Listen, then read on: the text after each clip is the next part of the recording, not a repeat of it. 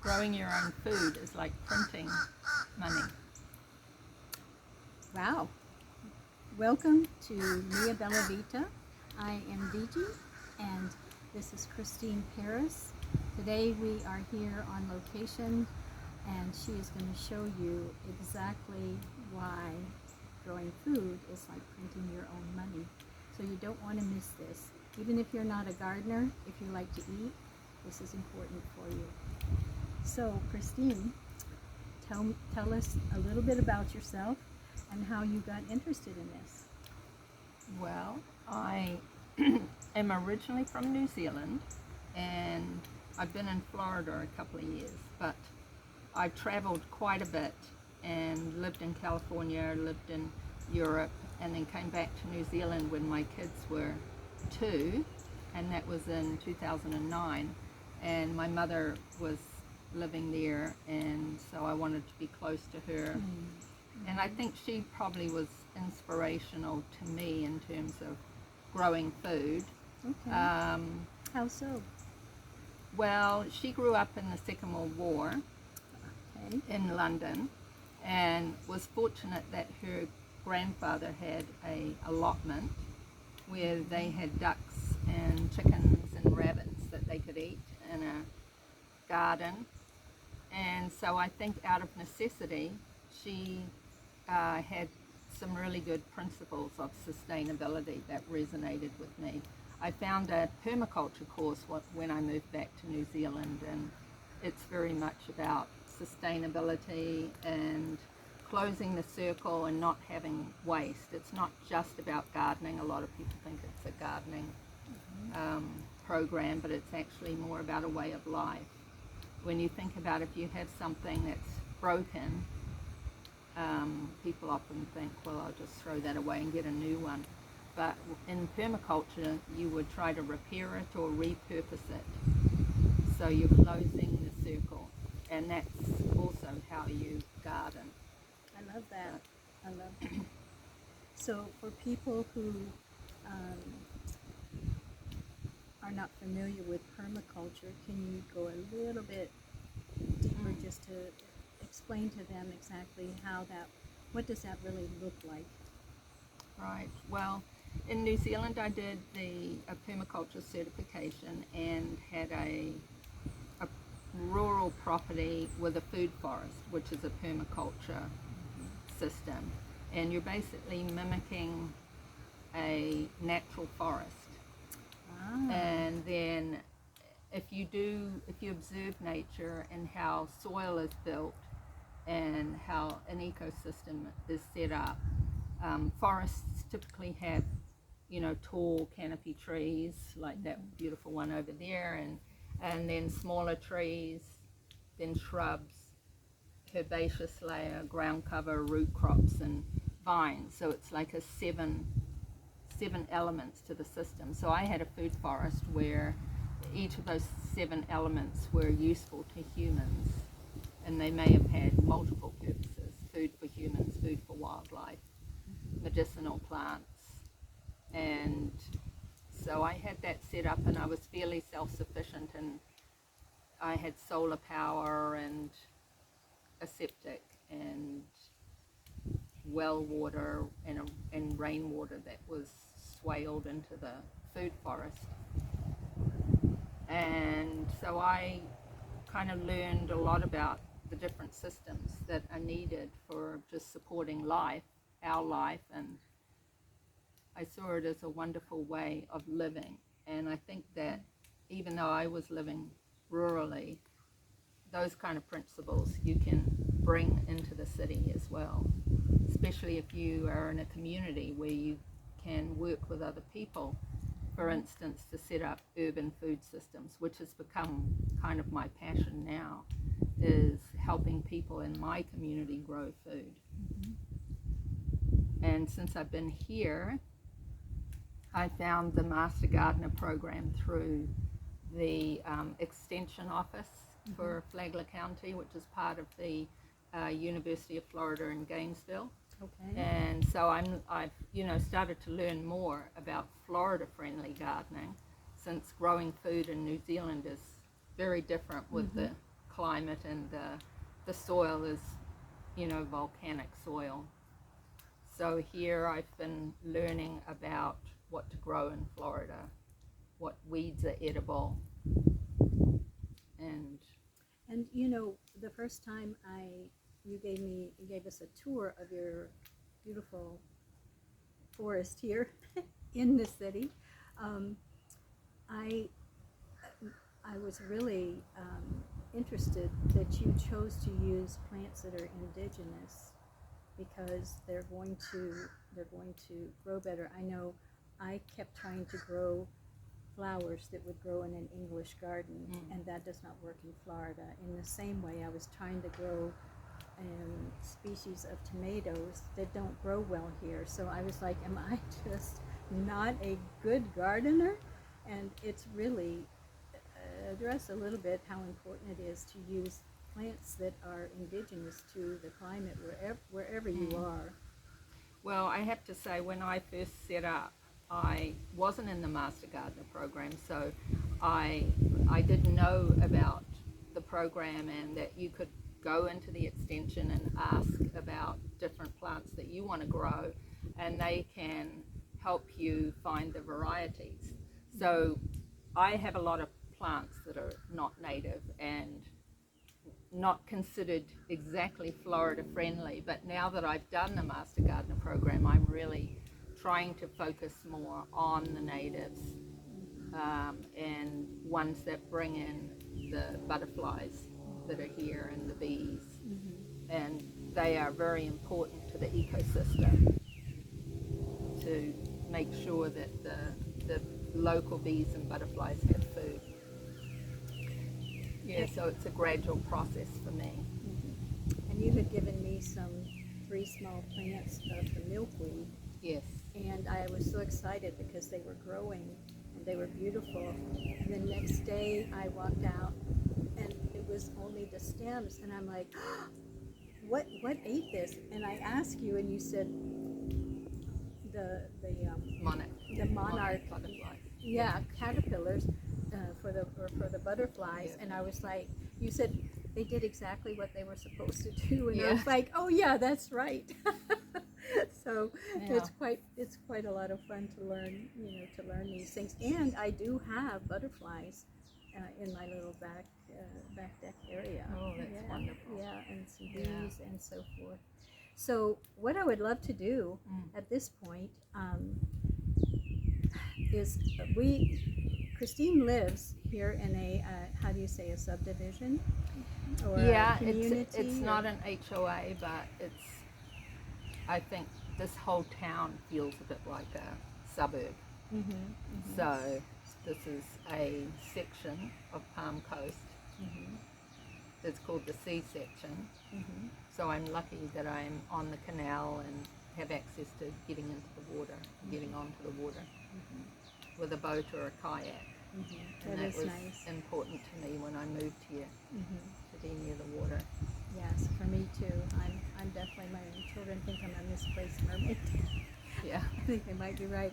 So what we'd love to do is for you to take us on a tour, show us what you've done. Yes. And I understand it's just been in the last 2 years you've accomplished all of this. Well, really, last March was when I started planting. So that's really like a year. Yeah, a year and a few months. It's amazing what will grow in Florida so fast. Wow.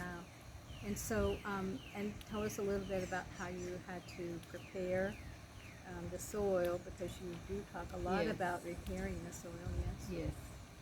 So. Well, and that's something a lot of people possibly don't realize about the soil, that the microbes in the soil, if you pick up a handful of soil, there's more, if it's healthy soil, more organisms than there are on Earth in a handful of soil.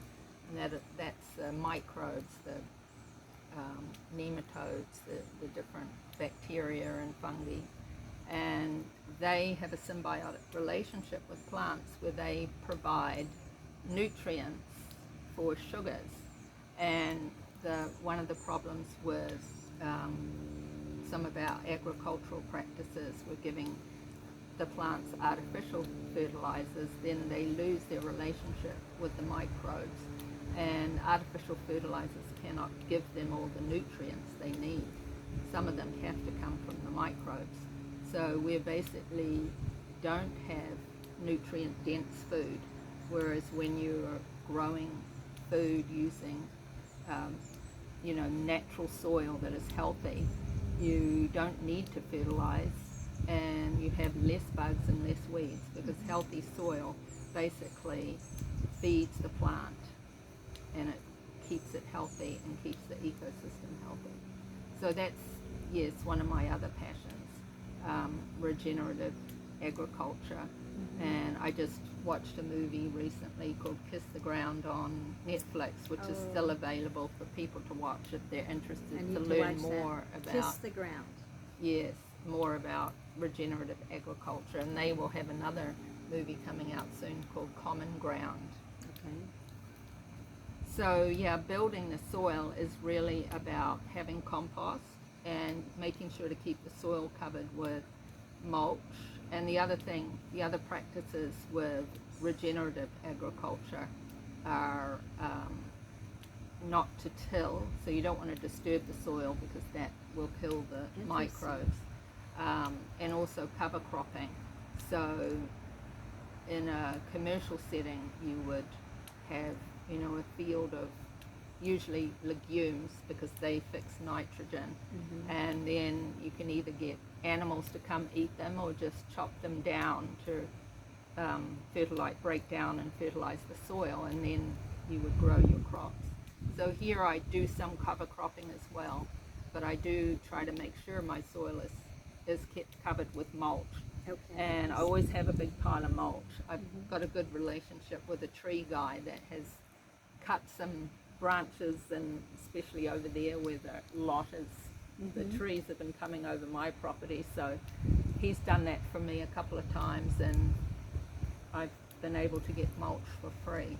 That's wonderful. So I, on my third pile, and I put that on the beds.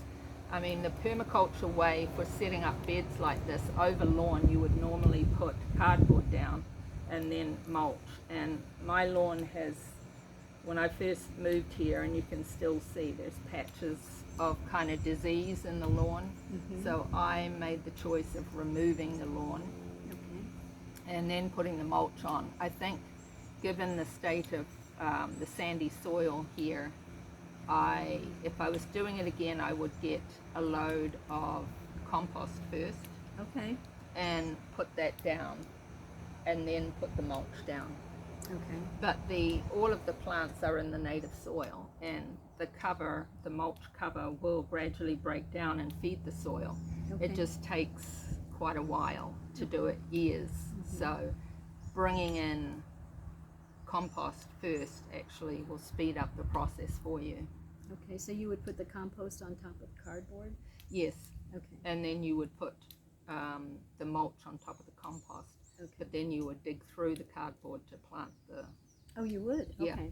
Plant your trees. Okay. Some of the other smaller plants could be planted more on top in the compost, but it depends how thick you end up being able to get it. So what does the cardboard do? What is the function? So the cardboard will cover the grass so the grass doesn't go through, but also it decomposes with the grass and helps feed the soil. So it's another layer of something that is feeding the soil. Okay. Wow.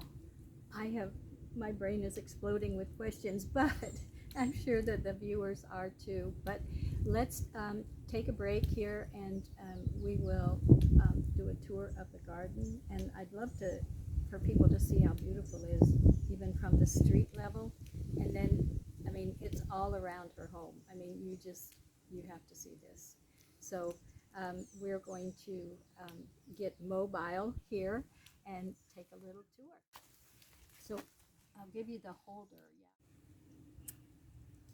All right, so we're ready to start our tour. Okay. All right. Well, I will talk about some of the systems that are set up here, because they are, in a way, a permaculture type principle. Here I have a rain garden, and I've got one over here too. with the the rain barrel. yes, the rain barrel. When I first moved in, it didn't have gutters, and I noticed there were sheets of water that would just pour from the roof. And so then I got a gutter person to come and put in gutters, and of course he wanted to have all the water go out into the street, which is not a Florida-friendly landscaping principle, and also it's just wasting water. So I did some research on rain gardens and found that you could easily, by digging like a pond set up, you could focus the water into it. And I mean, this does sometimes overflow in a hurricane, but the idea is that the water can percolate gradually down. Oh, right out of your and gutter. Right out of the gutter. And on this side as well, this one I ended up digging down 4 different times to try and get it big enough. In the end, I decided to put this holding rain barrel. So what happens is the water fills that first, and then the overflow goes into the rain garden. And again, it does still flood on occasion when there's a hurricane. But I love this. I have never heard of a rain garden. yeah, Next Google search when I get home. Hashtag rain gardens. Beautiful. Yeah, it's just a wonderful way to be able to keep what's coming onto your property on your property. And this area, the plants here are mostly ornamental. So people give me plants, and I can't say no. Or they give me seeds, and I say, oh, I'm going to try that. Yeah. So it's such a passion of mine that I love to experiment. And the vincas that are here, I don't even remember throwing the seeds. The birds may have put them there. There is actually, I will say there is actually some edible here. There's some edible ginger and turmeric mixed in, and these canna lilies are edible. The roots are edible and the flowers are edible. Wow. But it's not what you would typically think of as edible. Mm-hmm. And here I have 3 fruit trees. The peach, nectarine, and a jackfruit tree, and some of the other ones are ornamental, but I like to edge my property with herbs, and this one is oregano, particularly because the deer don't like herbs. So they will be put off by the scent. Okay. And that's a good way to keep them off your property. It's beautiful. It's so I've got happy. some sweet potatoes growing in a bucket there, and actually a friend's banana that I'm babysitting in a pot. And this particular plant is a very beneficial one, very much a permaculture type plant. You can just chop and drop this, and it will build your soil. It will put minerals in your soil. So I tend to just, and this is a Mexican sunflower, I tend to just chop that and put it around the fruit trees. Beautiful. And this is an elderberry. I've got 2 elderberries. This actually is a Florida native.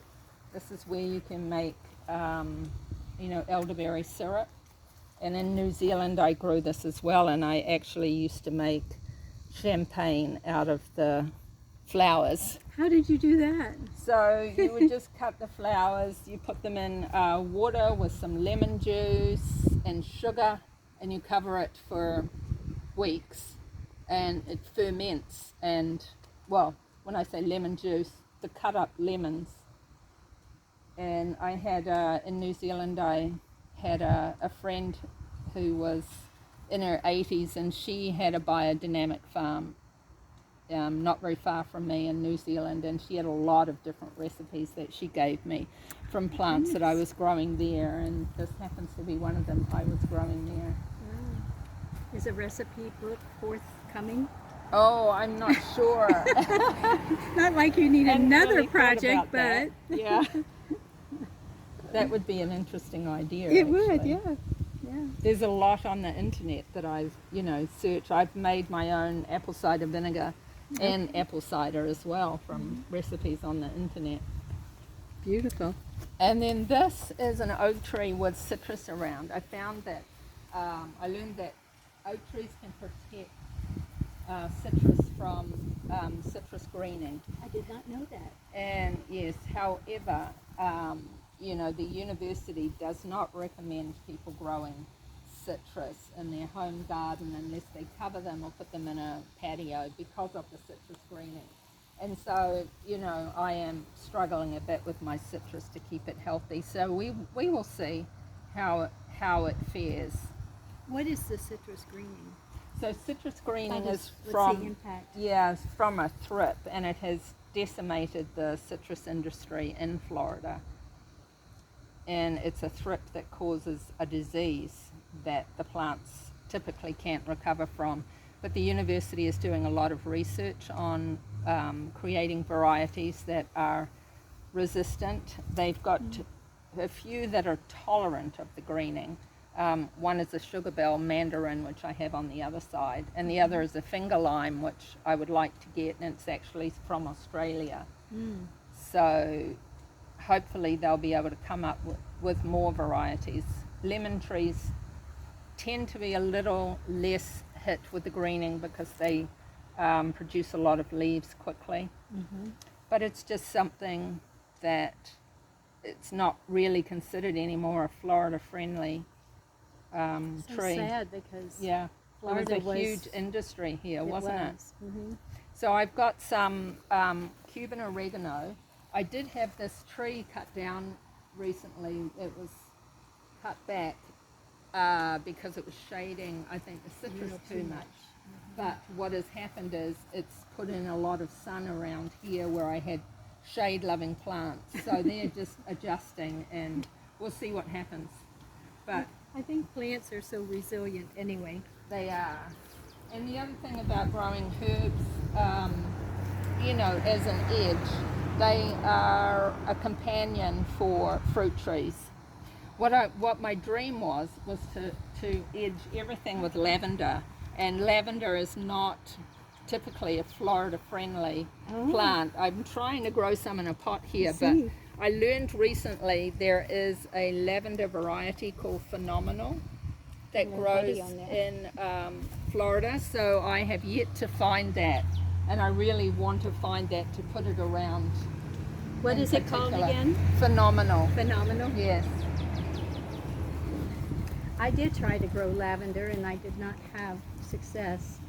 So this is a parsley gone to seed, another parsley, and this one is interesting called blue spur in the pot there because that actually, some people call it the toilet paper plant. So I sometimes think about what would happen if the trucks couldn't come with the supplies and the food. You know, what would you do? In New Zealand I used to grow soapwort, for instance, which when you soak the leaves it creates like a liquid soap. Oh. So yeah, that was, you know, another one of those kind of sustainability plants. One of the people I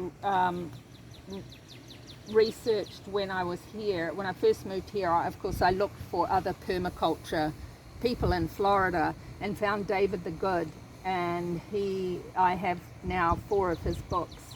He's got a lot of videos, and He must be really good. he's very good.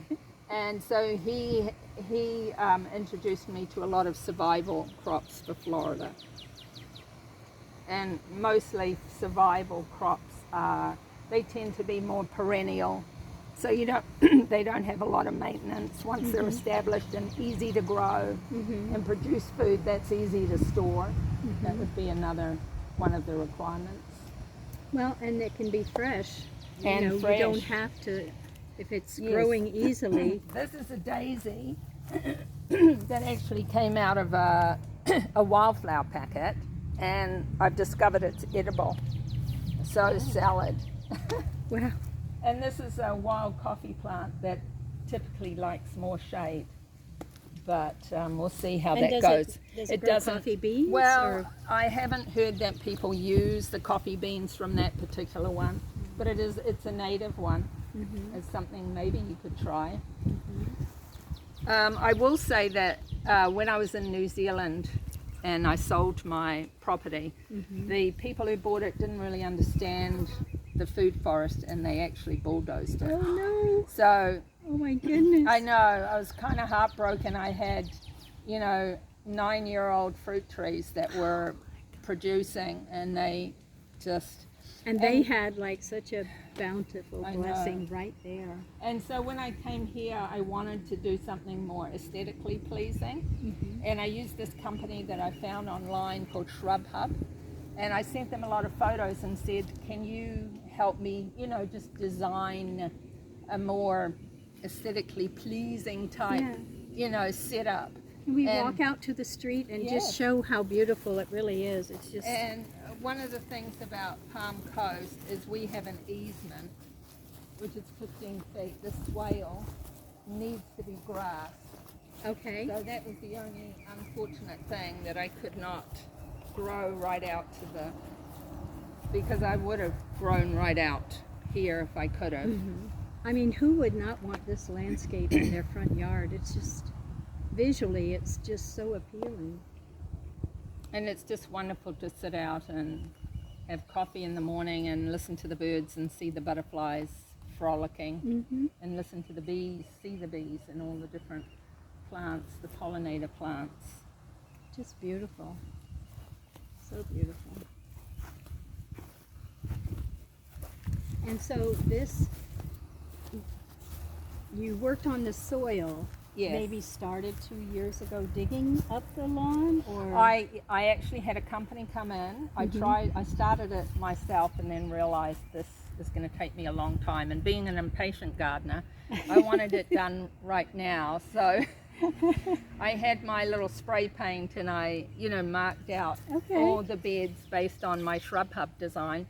And then I got a guy coming in with, he had a sod cutter at first, but most of it could be easily pulled up, but there were some places where he ended up using a stump grinder to get the grass out. And then, so I had the beds and then put the compost down, and then I got the stones from Stone Plus in Bunnell. Okay.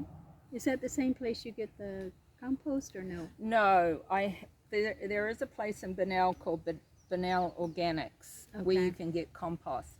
And I've recently found out about them, and if I had known earlier, I could have got truckloads of compost to put down first, which would have helped the soil building along.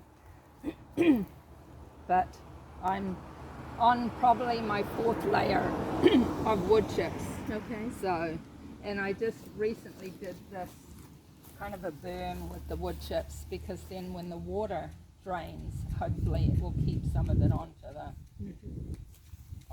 beds. Okay, beautiful.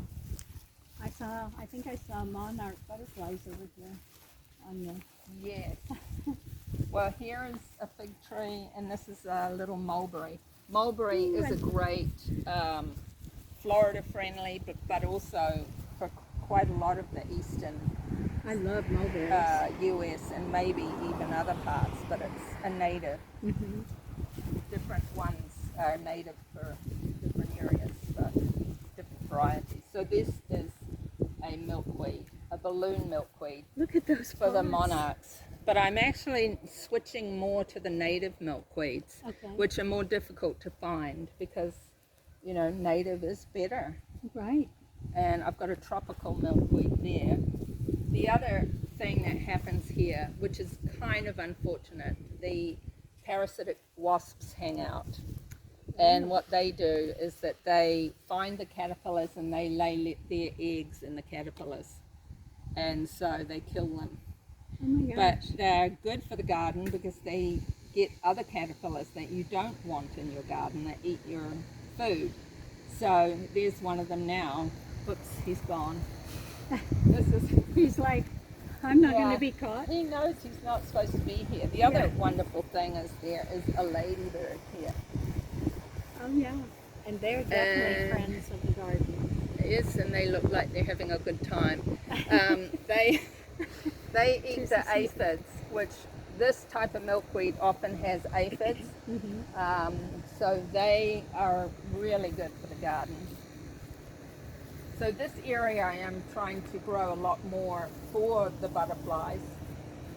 I've got some other more native milkweed, and then some of the more beneficial for nitrogen fixing. This is a cassia, and I can chop and drop that when it's bigger to build the soil.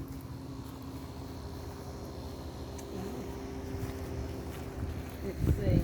This is these are eggplants that were planted last year, and they didn't die back in the winter because there was no frost. So we'll see if they produce any fruit this year. And their flowers are always beautiful. And here I have an apple tree, which is really, apples are not really typically Florida friendly, but this is a variety that is suited for Florida, but possibly a bit north. We will see how well it does. Okay. And then I've got the blackberries behind that. Now, do your blackberries have thorns, or do you have the thornless? They are the thornless ones. So this is the north side of the property. So that's where typically I try to grow things that need more chill hours, like an apple tree needs chill hours. Do you want to say anything about the poles with the Ah, wires? yes. So a friend of mine told me about electroculture, and that is what this is. It's basically, the principle is that the energy from the sky comes through the copper pipe wire down into the soil and helps energize and feed the soil. Wow. So, you know, it's something that was researched quite a long time ago in the 1700s, I think. Really? And wow. People swear by it. I've seen videos online of people comparing seedlings with no electroculture and some with, and how much better growth. So I don't know, because I don't have a control here. I've just put them in the ground and Experiment with it. everything helps, I think. Yeah. You know, it can't hurt. Absolutely. Hashtag electroculture. Next to Google search. Yes, and here around the pool is where I mostly grow my annuals, which just a week ago I cut out all the brassicas because it was too hot for them. They were getting bug pressure, and so I just put some mulch here, and I'm actually trying to grow a cover crop, which I don't know, hasn't really come up yet, sun hemp, which is supposed to grow well here. At the back is borage, which is another good crop to help the soil. Okay. So hopefully that will help build the soil, and when I'm ready to plant again, it'll be healthier. Yes. And here I had a tree actually that died. So I'm in search of another tree. I'm thinking of getting a Chickasaw plum, which is a native plum tree. What else is growing here is, this is a tropical spinach, so this is edible. Okay. I must have thrown a seed down there. I don't even remember doing that, to be honest. You're on such a great adventure. So this is another apple tree, because apples need a pollinator. So this is the pollinator for that apple tree. We'll see how it goes. So here I've got some crops that just put the seeds in that actually light the heat. Yard-long beans are, nothing is coming up too much yet. And then the Malabar spinach, the tropical spinach, another tropical spinach, jewels of opar. So the seeds have been put in. We'll see what happens. This is a dragon fruit. This is a pomegranate. And here was all lawn, so this was all taken up. I've got a couple of goji berries down here. I haven't had any berries off yet. And then the cranberry hibiscus, which you can eat the leaves of that. Those taste delicious. And this along the edge is society garlic, which you can eat the leaves like garlic cloves. And it also will tolerate the brackish water, because when the hurricanes come, this part of this is underwater. I would think So so. I have to just yeah. be careful about what I put here, but I am thinking about trying another fruit tree here and over there.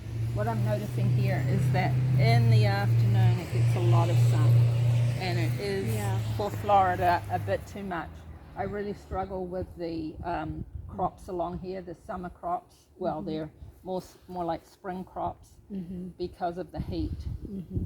So I am actually thinking about getting a couple of shade, not trees, because of the retaining wall. That is the issue. You can't put a retaining wall, put trees within 20 feet of a retaining wall. So I'm thinking of some shrubs like pineapple guava, which we Pineapple grow guava that. grows well. Yes, we grow that in New Zealand. Oh, do you? And we call it feijoa, and it grows really well. So I don't know if it's going to be cool enough here for it, but we'll see. So my tomatoes are not doing so well. It's just so hot. It's the heat. Tomatoes. I know. And yeah, here I've been trying to grow some squash, which Oh, I see again, it, yeah. I feel like it's been too hot here in the afternoons. Yeah, it does. It gets, And yeah, I'm gonna get, I love this. that's sweet Elysium, It and that smells is so good. edible. So are I the didn't know it marigolds. was edible. Yeah, the flowers are edible. So I'm thinking of Smells so removing sweet. this and putting some edible shrubs here for adding more shade. And this is a ground cover that's great. It's a nitrogen fixer. It's the sunshine mimosa. Oh, The peppers like it, of course. These are hot peppers. These are jalapenos. And then my passion fruit vine that I've had that It's for a lovely. year, and I cut it down a lot because it was folded over and there was a snake actually living in the middle, oh my word. and it was just getting, I realized, I researched and found that I was actually not growing it correctly. It's better if you have one wire and then you grow it down like a curtain. So this is supposed to be a passion fruit, not to be confused with the passion flower, but because I got it from Home Depot, I'm not sure which one it is. I've had one flower but no fruit. But then of course the squirrels come and sometimes they steal things. It's true, yes. Now this one is a cassava. So I've got two cassava. This one here, which is one of the survival crops that David the Good talks about. It takes about a year, but you can eat the roots, and they're very nutritious. They have more calories than regular potatoes. Because, survival crops, there's basically two categories. There's the high calorie and the high nutrition. So a lot of the root vegetables are the ones that have the high calorie. And then for nutrition, you can have things like brassicas, particularly kale. And I also at the front, I will show you, have moringa, which is actually considered an invasive in Florida. I think more for southern Florida. So, but I like to grow that. And these, I did not plant these, but I did throw some seeds down there, wildflower seeds, and I think they just must have come from there. Come up here. And down here I have a pomegranate. Oh no, sorry, this is a persimmon. So it's the fuyu, the Japanese persimmon, which is considered a Florida friendly.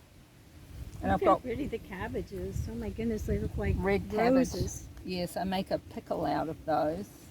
But they're coming to the end. It's getting a bit hot for them. I have one watermelon, waiting to see how that goes. Down there? Yes. I've noticed that a lot of plants that I was trying to grow up actually like the squash, I was trying to get them to grow up that thing. They actually like to go down. They do. They tend to want to be. What is this? Mountain of... Now that is something I bought at Videography, and I saw it was a licorice plant. I thought, oh, that's interesting. And it has turned into a mound. I know. That's amazing. So I feel like something must be living under there. The society garlic is like, Yes, and then this other one a friend gave me, the creeping salvia. It really does creep over everything. I had it in the front and chose to pull it out there, but I'm going to leave it here. you have I've a lot got of some dollarweed too. Thyme, and yes, a lot of dollarweed, which is edible. So I had been initially pulling it out, trying to get rid of it, and now I've decided to live with it. And I eat it. I put it in my salads. You know, so many people have their lawns sprayed to kill the dandelions and the dollarweed. Yes, and dandelions are edible. So then I have some bananas here. And these salvias were from a friend, and they have taken over. And unfortunately, they are not edible, not like the pineapple sage, which looks very similar. But the So butterflies like the this. butterflies like them. I have an interesting little plant here that's got hidden. It's called an African mint, and apparently it makes tubers like potatoes. Oh, And so I'm yet to figure that out, so we'll see. I don't know when they're ready. I need to research that. so it's not, you wouldn't use it like regular mint then? No, you eat the tubers. Okay. And then this papaya has been prolific, has not ripened. So I've been eating green papaya in salads. How does that taste? It's wonderful. Is it? You can also cut them up and put them in stews. In this area, even though it's the south side, gets a lot of shade because of the empty lot, which is wonderful. And so I've still been able to get some of the chard and the kale to grow, even though it's getting a bit hot typically. But this is a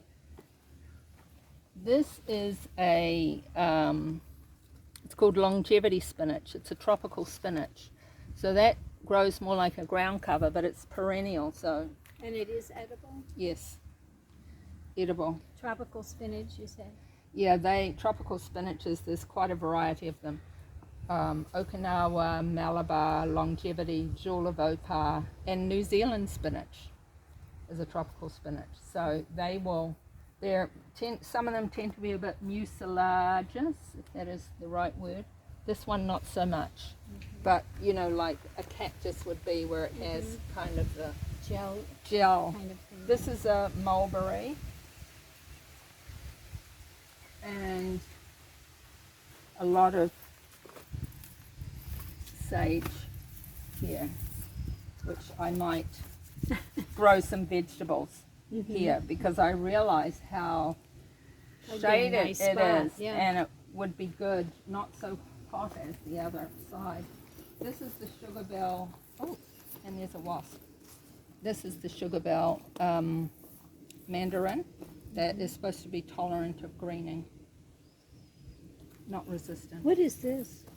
That is a butterfly bush, That is beautiful. and I bought that from Home Depot, I think it was, So or pretty. Lowe's. Some of my plants initially I got from Home Depot and Lowe's, and then most of the other ones are either I grew from seed, or I threw the seeds, or somebody gave me the plants. You know, when people find out that you're a gardener, and now being in the Master Gardener program, we share a lot of plants constantly. And this is a hollyhock, which I was so surprised at how it grew, because I grew it from seed as a little seedling. I put the seedling in, and I had some in the front that were, wow, That's 10 amazing, feet tall. because I thought they needed a cooler. I did too. But I This did is- actually look it up, and it said yes, they would grow here. Is this raspberries here? No, that is another blackberry. Oh, okay. That I'm babysitting that plant for a Oh, friend. okay. They got a little basil in there. And too. yep, her basil, and also the goji berry that has something else growing in it that I've yet to identify. And then this is a Barbados cherry, and I've seen a few flowers. Here are a few flowers. Yet to see the cherries, but the birds will They- possibly get to them before me. Mhm. Yes, parsley. And then this is the system I have for composting. I think this is the one I like best, but it is quite an expensive one. It's cedar. You can make your own compost bins just with pallets. I've seen people do that. They just wire them together. What is the advantage of the cedar? It doesn't rot. Okay. It'll last for quite a while. Okay. So this one will be ready in September, and as you can see, there's things just have popped up from seeds that have been in there. I'm actually going to put my squash seeds in there when it's ready to plant squash again. Yeah. Because they are heavy feeders and they require a lot of nutrients. So I thought I'm just going to put them in there and see what happens. Normally what I would do is when it's ready, like this one is October, I will put that in a wheelbarrow and put it around the beds where I do the annual vegetables, because each season you should replenish with compost a couple of inches each time between plantings. It looks like the nursery over here. This is the nursery, which I have these actually plants that came from fruit from the supermarket, so they're not doing very well. Some of them earlier on did. These are tomatoes that just came from a rotten tomato that was in the house, and I just threw it out in some soil. And then these are peppers, capsicums, but they're not doing so well either. We'll see what happens. This is a chia, which I have one, but it's a tree spinach, this one. Oh my goodness. And the thing about it is, it's kind of similar to the cassava, where you have to cook it, because with the cassava you have to make sure you peel it because it's got cyanide in the Peeling. So this is one where you have to definitely cook it before you eat it. And I usually do seedlings, but once I get my soil really healthy, especially around the pool, I'm actually going to just start throwing seeds out rather than starting seedlings, which you know I do in here. Yeah. I have been starting seedlings. I think when they're happy with the soil, that's all you need to do. Exactly. As long as you're putting them out at the right time and you've got the right varieties. So that's how my mother gardened. But she had built her soil for about 5 years. And then here I have an avocado tree, which I think is getting a bit too much water because I've been watering a lot. I'm trying to figure out that balance here in Florida with things that look very wilted, and then I start watering more, and then other things look a little bit like they're getting too much water. But I'm lucky that I have a system, a well with a pump. Oh, wow. But I do have overhead sprinklers, which are not the best, not recommended. It's better to have the micro irrigation. That's good to know. I am living with the sprinklers I have at the moment. And this is a chase tree, which I found out you can eat the leaves. That is so But beautiful. the bees absolutely love that one. And then this is a macadamia nut. I had 2 macadamia nuts in New Zealand and used to make macadamia milk from them, and I like to just eat them. They're so delicious. they are. So I wanted to have one. We'll see, because it is supposed to be a variety that grows here. And then some more sweet potatoes and some more papaya. I have other papayas that this might just be male because it doesn't produce fruit, but they just came out of the compost. I would throw compost around and suddenly these things would grow, and That's fantastic. so I just decided to leave them. And here I'm trying to get a squash to grow up my moringa tree, but I get flowers but no fruit. That happened So to me they're as probably well. just male, Yeah. all male flowers, and nothing is happening. But this is the moringa tree of life. I A have. wonderful tree. You can eat everything on this tree. Yeah, I've heard that it, like you could feed the planet.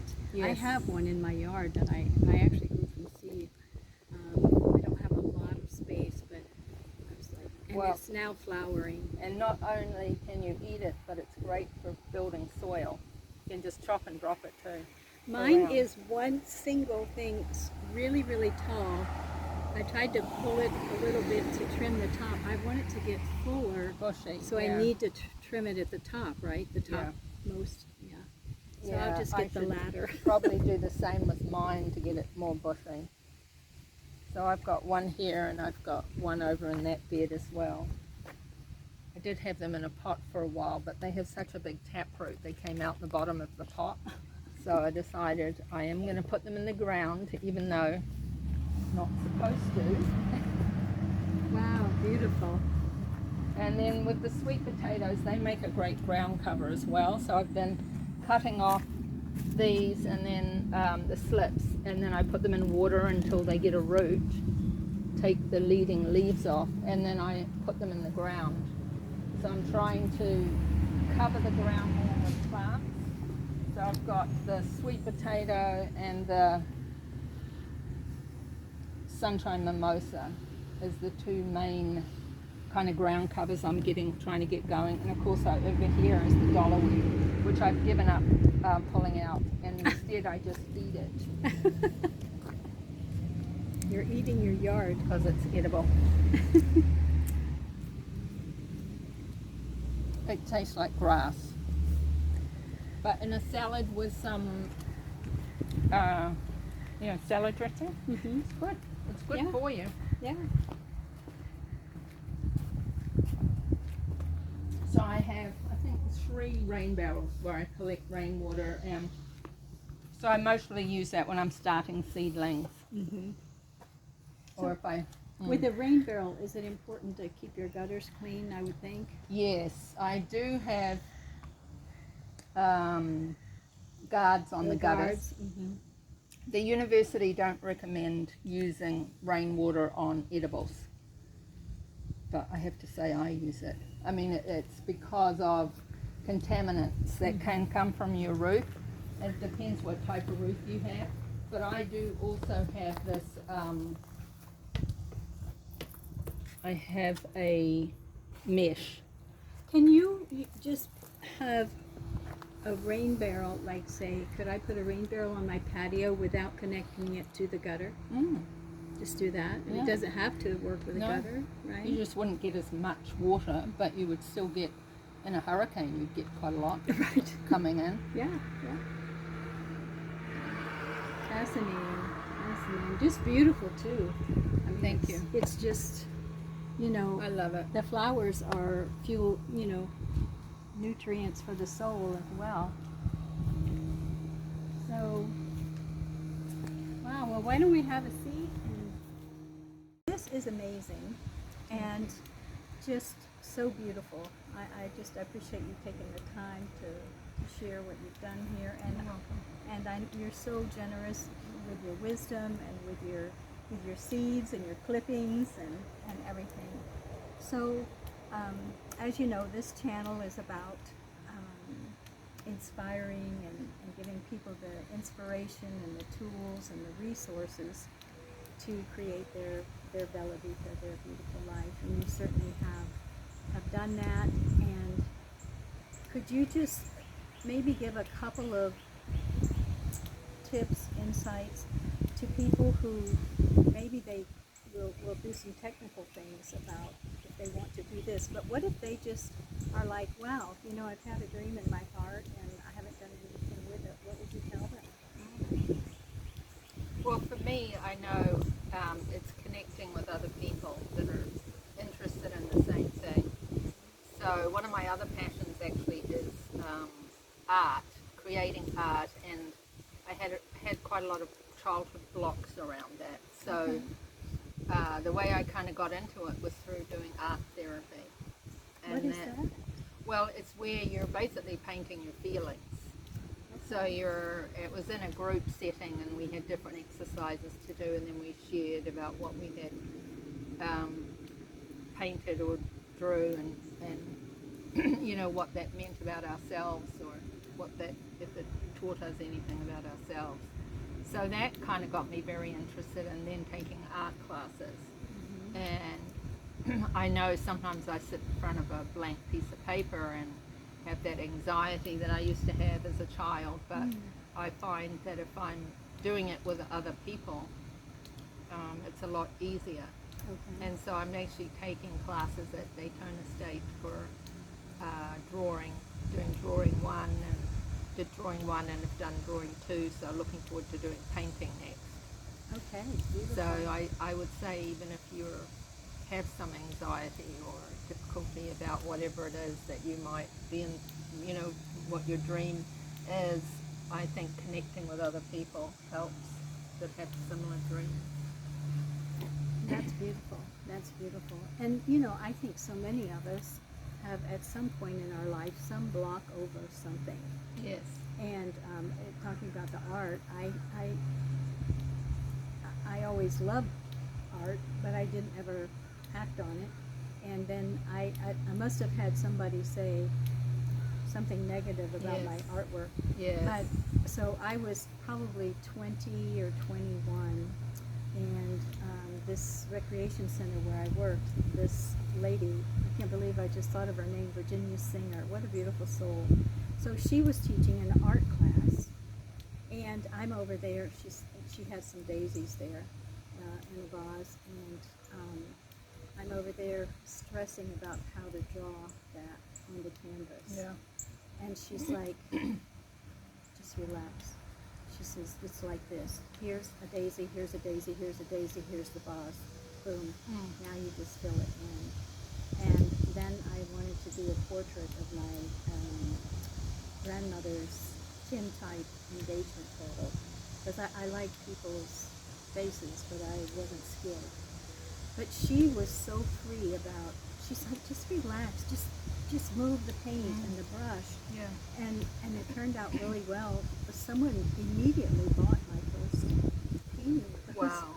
of those That's daisies. wonderful. I know. That's wonderful. And so I love the fact that she provided that freedom for me to stop stressing about, because initially I said, do you have an eraser? Yeah. You know, she's like, you don't need to erase anything. I'm like, okay, so that's beautiful advice, and it's so true for human nature.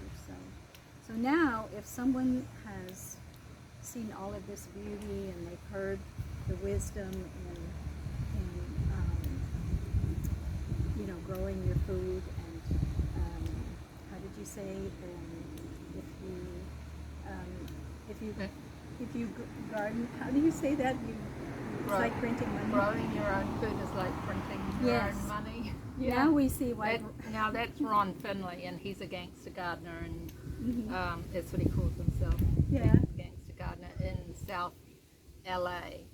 And he noticed that he was living in a food desert, that it was about 45 minutes to fresh food. Wow. So he started growing food outside his house in the strip between the road and the pavement, the sidewalk. And the city had something to say about that, but he got 900 signatures of people who said that this is a good idea, and so the city ended up saying yes, he could do it. And so he goes around LA, South LA, and goes to the empty lots and grows food and teaches children, and he was an inspiration to me. I don't know if I mentioned him before, but What's his name again? Ron Finley. Ron Finley. And he did a TED talk, part of my permaculture course, learned about a lot of inspirational things, and he was one of them. In 2013 he has a TED talk. Okay. I'm sure we can find him on YouTube. Yes, And check him definitely. out. And that is so beautiful. So locally, you know, what would you suggest that if someone, what are the steps someone should take if they feel they want to do this? Well, I, obviously look at YouTube and get inspiration, and for me, because permaculture is the way that I wanted to approach this, I did look for permaculture people online in Florida, and that's how I found David the Good and another lady called Jera's Garden, who grows a lot of varieties that are Florida friendly. And so that was a good resource for me. But also, I think the Extension Office and the Master Gardener program has been fabulous, especially just moving to a new area, to New climate. yes, meeting people and learning about growing in Florida. But people may not know that every state in the US has a Master Gardener program, and it's run through the land grant university in the state and the county which you live in. So you can just look that up online, your extension office, and find the Master Gardener program.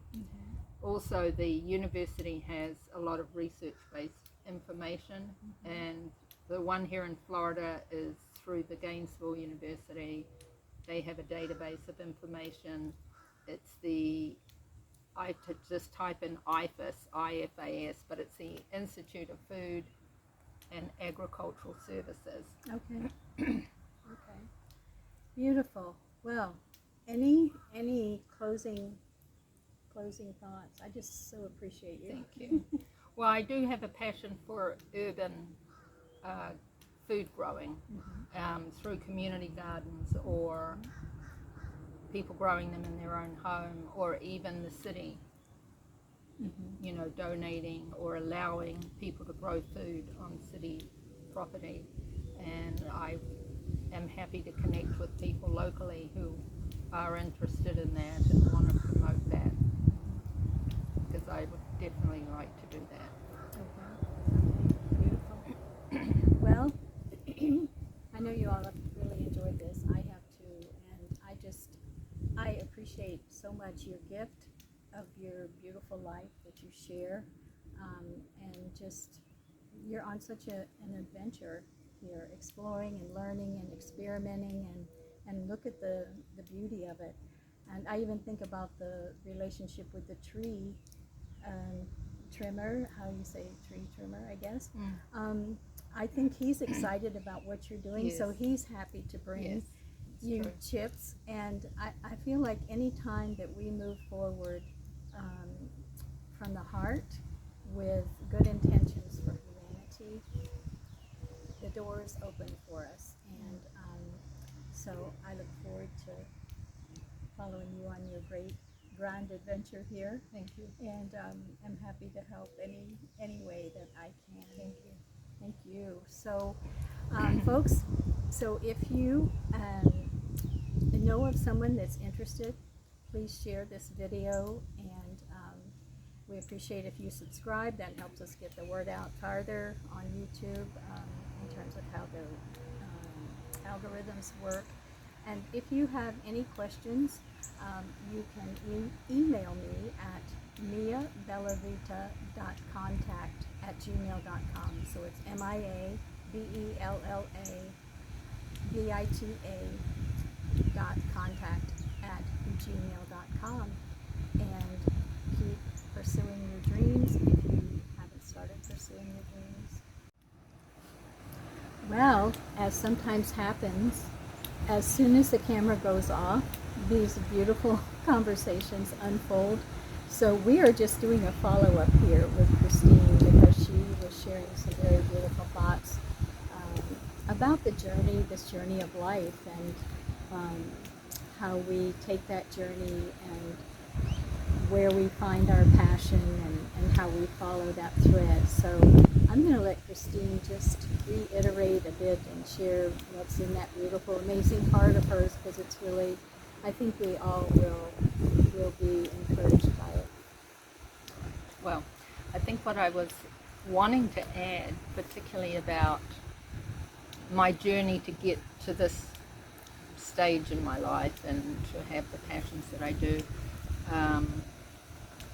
I, as a lot of us do, have to overcome childhood trauma, and I'd lived my life in a very kind of structured male way with an engineering degree and an MBA and working in IT, and that was very much my comfort zone.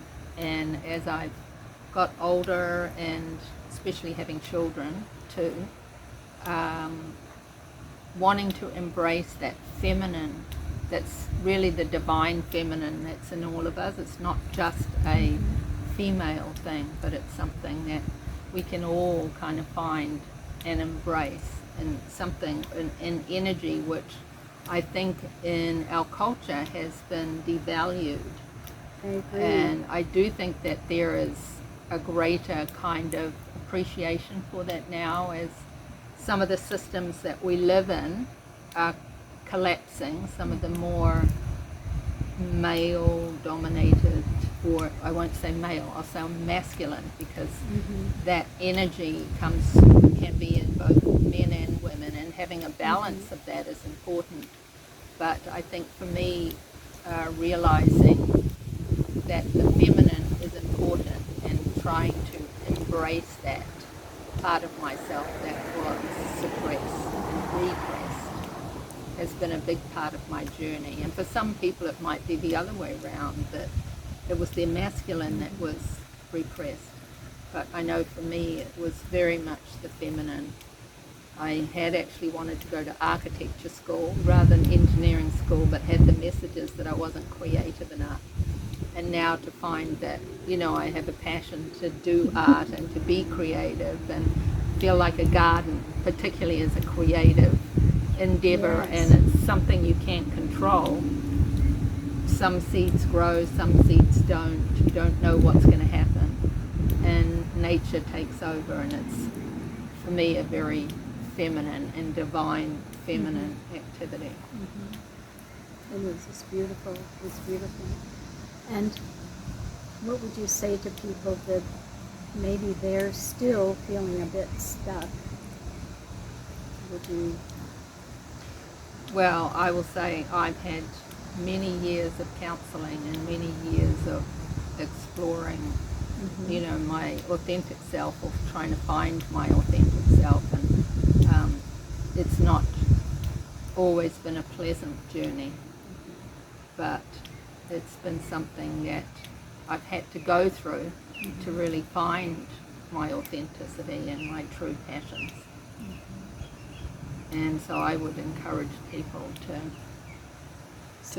stay on the journey. Go through that, to keep going and find the support they need for it, because that is always the important thing, to not be alone in trying to do that kind of thing. And not to give up in the middle of the journey, you know, because sometimes, like you say, sometimes working through those things and even looking at those things that were so painful is very difficult. And I know I had a beautiful soul I went to for counseling many years ago, and he said, you know, I think you're very brave for coming. And I'm like, well, you know, just to be fair, before you pin a badge of courage on me, I think I'm more motivated by fear of not getting it together. You know, but you do have those feelings sometimes that, you know what, this is not fun. You know, this is not fun. But if you persevere, then you look back and you actually can see the beauty in the journey, because it's taught you things about yourself and about how life works, and then you can move forward with that freedom and that sovereignty in your spirit, where you really, it's such a beautiful feeling to feel free to be yourself, rather than to let other people define who they think you need to be. What do they know? They're still trying to figure out who they need to be, right? So I really thank you for, you know, for sharing that. And once again, if you, my email's in the description below, and if you have a question about your journey, or maybe it's something you don't want to put in the comments because it's very personal, very private, you can certainly reach out to me by email at miabellavita healing.contact@gmail.com, and I will probably answer it in a video. I'm still working on some healing with my eyes, so typing and so forth is a bit difficult for me. I have to make the print really large, but I will answer it in a video without using your name, just in a general way. So just be encouraged. Yeah. Did you have a? I Well, feel like you wanted to say something. Yes, else, yeah? I did want to say something else because I found kind of a multifaceted way of healing. It wasn't just through talking in therapy, but I used to write as well. I had kept journals for about 20 years. Wow, yeah. And actually I recently burnt them all in New Zealand before I came here because I felt like that was a kind of a release of all of That's beautiful. the angst that had been written about. But the other thing is I found like movement classes and, you know, the art. So it's kind of combining all the senses in a way to find an avenue that helps you work through whatever it is. That's beautiful. Yeah, I find talking is not always the right way. The other thing is getting body work that really helps. So there's many modalities that you can use to heal yourself. Absolutely. And I've just been recently researching and fascinated. Well, I kind of knew it as a child, but now I'm finding that it actually is a thing, and there are people that research it and so forth. But the fact that water has consciousness and it holds memory, and our bodies are primarily water. So 70%, about 70% by volume, but by molecular structure, about 99% water. So if the water in our bodies holds memory from trauma or, you know, different things that we've gone through, perhaps there are ways to actually use water to recalibrate the water within your own body and to release some of that. So stay tuned. I'll be bringing some exciting news about that. That's beautiful. That's my passion. So, so in the meantime, if you haven't found the research yet, if you're near the beach, go to the ocean, go sailing, get in the water and the beautiful sun and the wind is just beautiful. So, how about anything else, my dear? It's been a beautiful conversation. Just hope that people find some inspiration and will find their passion, be able to live their true life. Yes, absolutely. It's a beautiful, beautiful way to end it. So, because many times we've been building someone else's business or living someone else's life, and we need to find that remember who we are and why we're here. So, anyway, many blessings, beautiful souls, and ciao for now.